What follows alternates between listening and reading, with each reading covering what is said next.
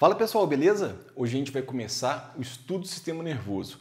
Eu vou dividir em duas aulas. Hoje, o sistema nervoso central e na próxima aula, o sistema nervoso periférico. E é fantástico, é um assunto muito legal. Se agora você está me ouvindo por acaso, você está me vendo, você está gravando as informações dessa aula, você está escrevendo, é porque você tem sistema nervoso. Ele é muito importante para você. Você já tem que ter estudado o tecido nervoso e a condução do impulso nervoso, que aí se associa com essa aula aqui do sistema nervoso. Para ter uma ideia, os quinidários foram o primeiro grupo a apresentar sistema nervoso. O água-viva, por exemplo, tem sistema nervoso, mas não é um sistema nervoso igual o nosso. O sistema nervoso da água-viva é todo espalhado. Você não tem um ponto que tem mais sistema nervoso do que outro. A gente chama isso de sistema nervoso difuso, espalhado. E a simetria dela é uma simetria radial. Isso quer dizer que ela não tem um lado da frente e um lado de trás. Então, por acaso, uma água-viva, quando ela vai deslocando, qual o lado que chega primeiro? Não tem a frente, não tem o lado de trás. Interessante pensar nisso. Porque depois, nos plateumintos, eu vou usar como exemplo que a planária que é mais conhecida assim de plateuminto, já tem uma simetria chamada simetria bilateral. O que isso quer dizer? Isso quer dizer que se você partir lá no meio, tem um plano de simetria. Como eu tenho esse plano de simetria que é bilateral também. Se me partir no meio, por exemplo, eu tenho aqui ó, a mão direita, aqui a mão esquerda, um braço, uma orelha, outra orelha, um olho, um olho. Isso é plano de simetria bilateral. Ter plano de simetria bilateral foi importantíssimo para gerar o lado da frente e o lado de trás. As planárias, então, elas começavam a chegar com o lado da frente e depois chegava o lado de trás. Para dar certo, então, uma coisa que foi selecionada foi que aquelas que tinham uma maior concentração de órgãos dos sentidos no lugar que chegava primeiro, elas se davam melhor, porque elas conseguiam perceber melhor o ambiente antes de chegar completamente. Então começou a concentrar tecido nervoso nesse ponto. Chama cefalização, ou cabecização, como se fosse uma cabecização, é a origem da cabeça e o termo é cefalização. E é muito interessante a gente pensar que isso foi passando um grupo, outro grupo, foi aumentando essa condição de maior concentração do sistema nervoso num ponto até que chega na gente. No nosso caso, então, grande parte do nosso sistema nervoso está guardado dentro da nossa cabeça. É o nosso sistema nervoso central, que é composto pelo encéfalo, por tudo aquilo que está dentro da cabeça, e pela medula, que é chamada de medula espinal. Então é muito interessante a gente perceber o porquê que isso aconteceu. Olha que coisa fantástica. Se por acaso eu concentro o meu tecido nervoso em alguns pontos e eu envolvo ele com os ossos mais duros que eu tenho, porque essa parte toda que está aqui, o encéfalo, tudo que está dentro da cabeça é protegido pelo crânio, um osso muito duro. E essa parte aqui, ó, que é a medula espinal, ela é protegida pela coluna vertebral. Então foi muito interessante concentrar o sistema nervoso num ponto e proteger. E principalmente a gente concentra aqui partes daquela célula especial do tecido nervoso chamada neurônio. Olha só, vamos lembrar uma coisa aqui, ó. Esse é um neurônio. O neurônio ele tem dendritos, o neurônio ele tem o corpo celular e o neurônio ele tem o axônio. Agora, olha que coisa importantíssima. Se eu lesionar um axônio ou lesionar um dendrito, regenera. Se lesionar o corpo celular, não regenera mais, já era, morre o neurônio. Então, a maior parte dos corpos celulares dos neurônios ficam concentrados nesse sistema nervoso central. É claro que existem corpos de neurônio espalhados pelo meu corpo também, mas a maioria fica guardada dentro da minha cabeça, no meu encéfalo, protegida por um osso muito duro que chama crânio e também lá na medula, protegido por um osso que é a coluna vertebral. Então, isso é o nosso sistema nervoso, que é chamado de sistema nervoso central. Eu vou te apresentar quais são as partes aqui e depois eu vou te contar um pouquinho sobre cada uma delas. Para poder começar, tem essa parte que está de preto aqui, ó. Então, esse aqui é o mesmo desenho, só que em ângulos diferentes, tá? Então, esse aqui é um corte lateral, esse aqui é um corte, por exemplo, se fosse de frente. Está vendo de frente e está vendo de lado. Então, como se estivesse vendo aqui, ó. Você está vendo assim de lado e lá no outro você está vendo como? De frente. E cortado o sistema nervoso. Pensando nesses cortes aí, essa parte aqui que está de cima, de preto, chama cérebro. O cérebro da gente é muito importante, tem diversas funções e ele tem subdivisões, como a gente chama de lobos. E a gente sabe que essas subdivisões são importantes, porque cada pedacinho tem uma função. Às vezes uma pessoa ela sofre um AVC, um acidente vascular cerebral, aí, de acordo com a função que ela perdeu, você sabe qual foi a parte afetada. É claro que a gente não aprofunda tanto aqui agora, mas é interessante a gente perceber que existem as subdivisões. Por exemplo, os ossos do crânio e os lobos, eles acompanham o mesmo nome. Por exemplo, aqui na frente tem um osso que ele é chamado de osso frontal e o lobo aqui é o lobo frontal.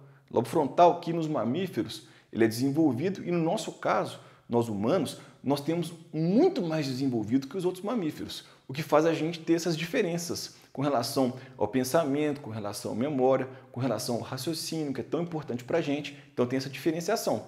Aqui atrás tem um osso que chama occipital e occipitum vem de retaguarda, essa parte de trás aqui, ó, e também tem o lobo occipital. Além disso, tem esses dois aqui, ó, do lado, que são temporais, ossos temporais do crânio, que a gente chama, e os lobos temporais. Quando a gente fala, por exemplo, temporal, é fácil lembrar. Sabe quando a pessoa vai envelhecendo? O primeiro local que o cabelo fica branco é aqui assim, repararam já? Então quando começa, o meu tá ficando branco já, ó. Quando começa a ficar branco aí, você fala, vê que o tempo passou. Aí lembra temporal, uma maneira de gravar. Além de ter o temporal, tem alguns que lembram paredes, é o osso parietal. Então o osso parietal lembra parede. Quando você nasceu, esses ossos seus não eram fundidos ainda. Então isso, inclusive, ajuda pra caramba você passar lá pelo canal vaginal, pra você poder nascer. Faz assim. E tem um buraquinho aqui, ainda que a gente chama de muleira, moleira. O nome técnico é fontanela. Depois funde, né? Então o cérebro é dividido em pedaços, cada um com uma função diferente. E além disso, ele é protegido por crânio. E o crânio com esses ossos aí que a gente acabou de ver. Beleza. Depois tem uma estrutura que chama tálamo, hipotálamo e a hipófise, o que está de roxo aqui. A hipófise já faz parte do sistema endócrino. Então, coloquei ela aqui só para você ter uma noção da relação do hipotálamo com a hipófise. É bem importante, a gente vai ver como é que funciona isso. Tem uma glândula que chama pineal, você vê a importância dela, levar a sério essa história de não ficar com a luz acesa, não ficar no celular, porque ela tem a ver com a produção de um aminoácido modificado chamado melatonina. Talvez já ouviu falar disso já. Nós vamos ver a importância disso. Depois a gente vem descendo.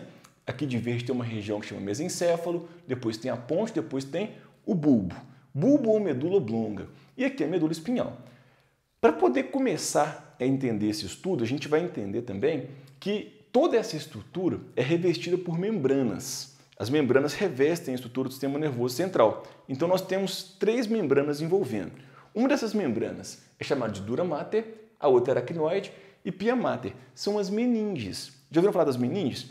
Tanto é que se uma pessoa, por acaso, tiver um vírus invadindo ali, que fica nesse líquido que chama líquido cefalorraquidiano, que fica entre as meninges aqui. Se por acaso ela tiver um vírus, uma bactéria, um fungo, ou então até mesmo um trauma, ela pode ter meningite. Trauma que eu falo é bater, uma pancada. Isso pode gerar meningite, que é a inflamação das meninges.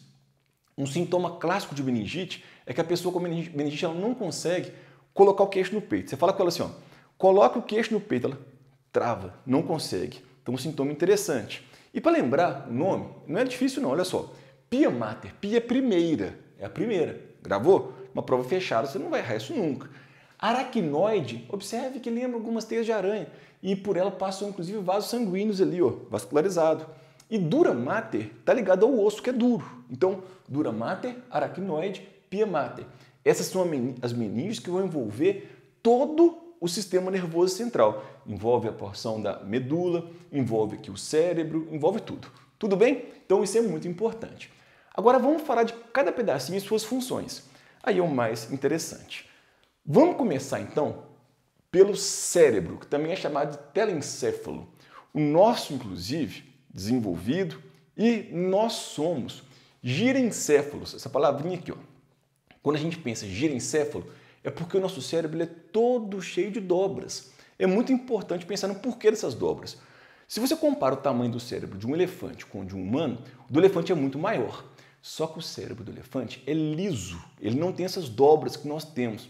E as dobras são importantes, porque imagina o seguinte, tá vendo essa folha aqui? Imagina que essa folha ela tem que caber dentro da minha mão fechada. Para essa folha poder caber dentro da minha mão fechada, o que é interessante fazer? Dobrar ela. Então, se você dobra o seu cérebro, você consegue colocar muito mais células para poder processar todas as coisas que você precisa no seu cérebro. Então, é importante aqui, ó, dobrado, cabe mais.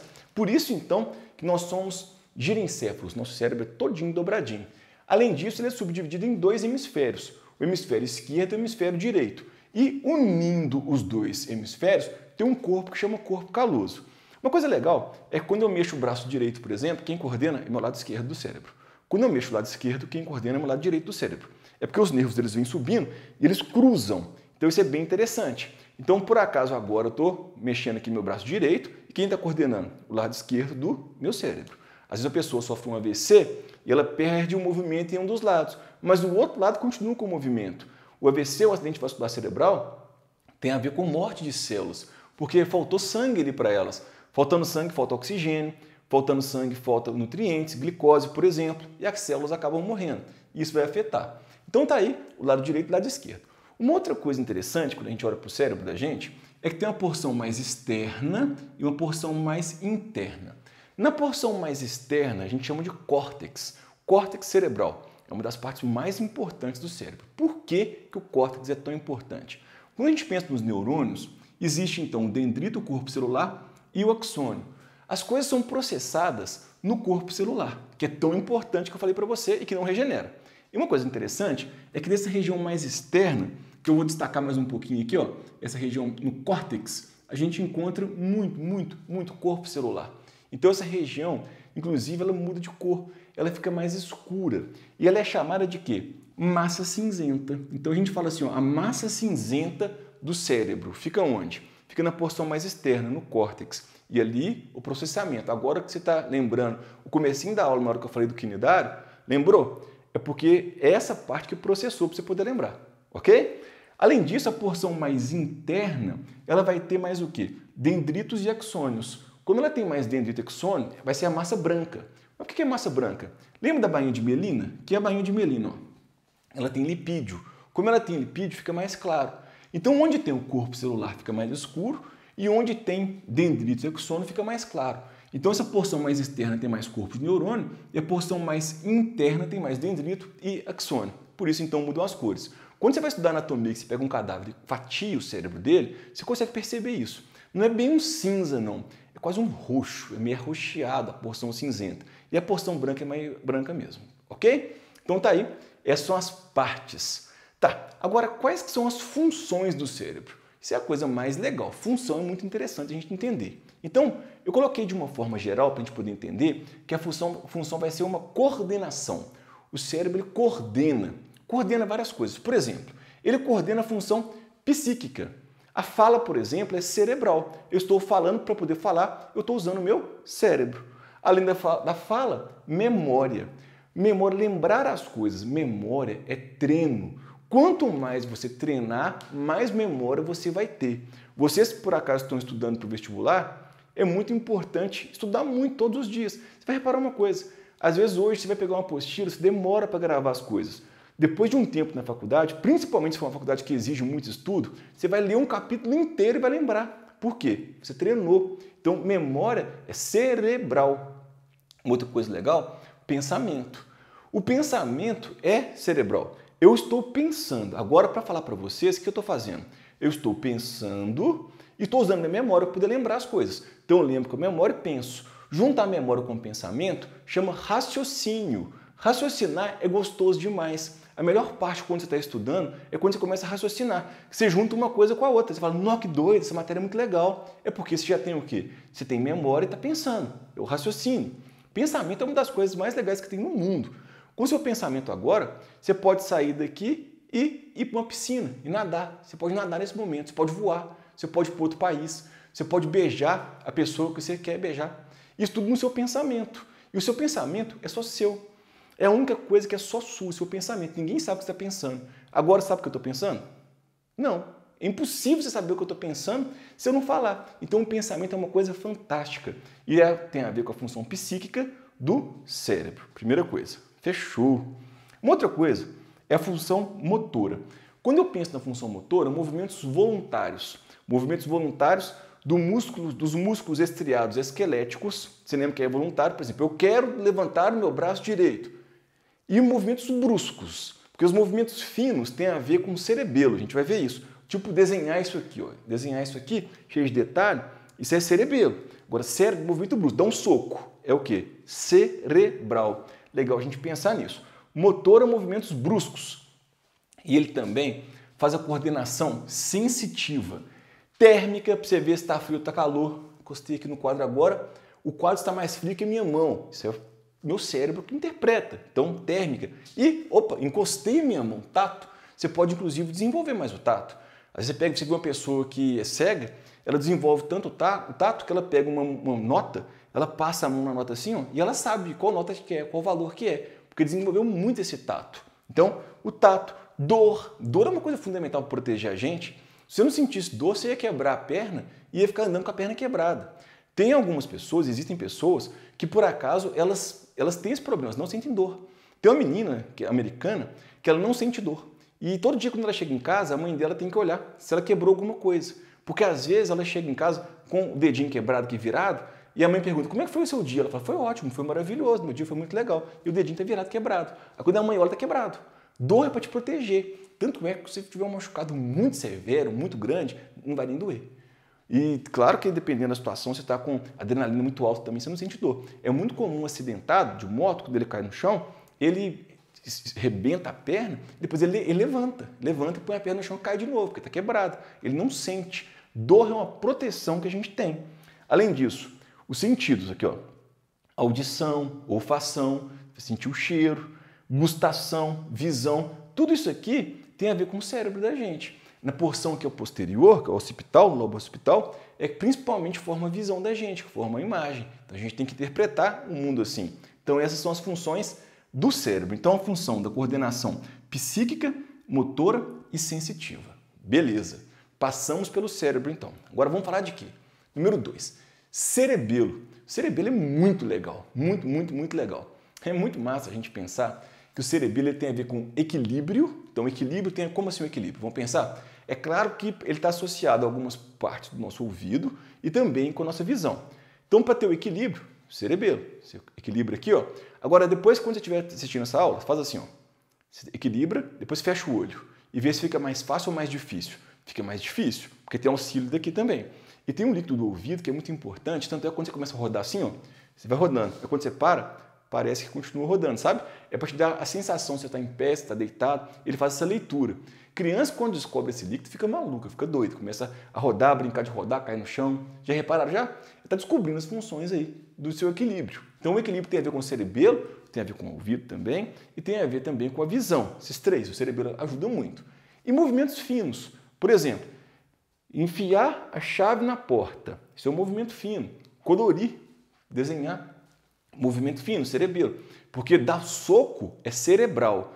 E quando é cerebelo é isso. Tem gente, por exemplo, você está entrando numa sala, cheia das carteiras assim, tem gente que não consegue passar ali no meio sem desviar. Ela já começa a jogar estojo no chão, um tanto de coisa no chão. Essas pessoas aí, elas são o quê? Muito cerebrais. E tem pouca função de cerebelo. Não consegue fazer movimento fino. Fazer um carinho é cerebelo, que é movimento em quê? Fino. E o tônus muscular. Tônus muscular é assim. Por mais que você não está contraindo o músculo, você tem um tônus. Ele fica um pouquinho contraído. Tanto é que os médicos usam muito essa história do tônus muscular para ver se a pessoa já morreu. Se a pessoa morreu, ela não tem mais tônus muscular. Eu imaginar que chegou um paciente com uma parada cardíaca lá. E o médico vai atender, quando ele olha para esse paciente, tem tônus muscular. Então ele sabe que dá para voltar. Agora, imagina por acaso que chegou o paciente sem tônus muscular nenhum. Ele olha aqui, sem tônus. Ele até tenta, né, reanimar o cara lá, mas ele sabe que não vai ter jeito. Perdeu o tônus muscular, morreu. Então tem a ver com 2, cerebelo. Cérebro e cerebelo são frequentes em prova. Então essa função aqui, ó, as funções do cérebro e as funções do cerebelo, você não pode esquecer nunca. Agora, na hora que eu falar tálamo, por exemplo, o tálamo, olha a função do tálamo, na bola aqui, ó, transmite